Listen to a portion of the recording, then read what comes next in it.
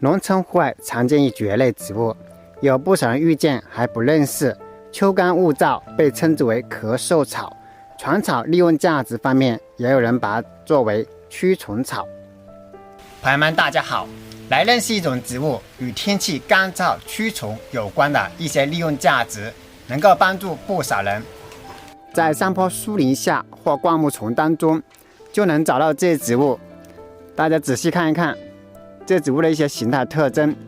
植物学名叫阔鳞鳞毛蕨，鳞毛蕨科鳞毛蕨属陆生中型蕨类植物，植株高可达80厘米左右。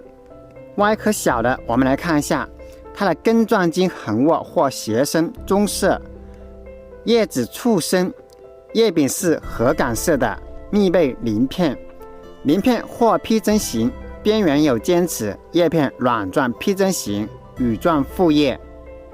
叶子正面翠绿色，有光泽。嫩叶子背面我们看一下，是没有孢子囊的。老叶子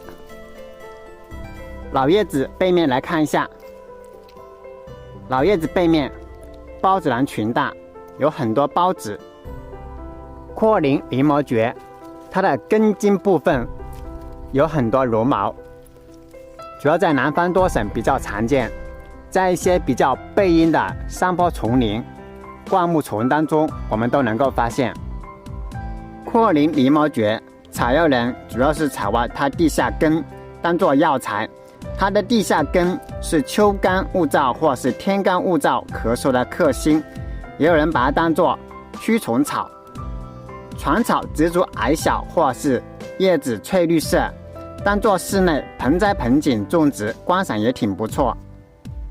平常生活当中，鳞毛蕨植物很普通，却有大用途，大家可在专业科普方面多进行了解，评论区也可互相交流，这种植物能够给大家带来哪些好处？关注用心看农村，给大家分享更多农村生活视频。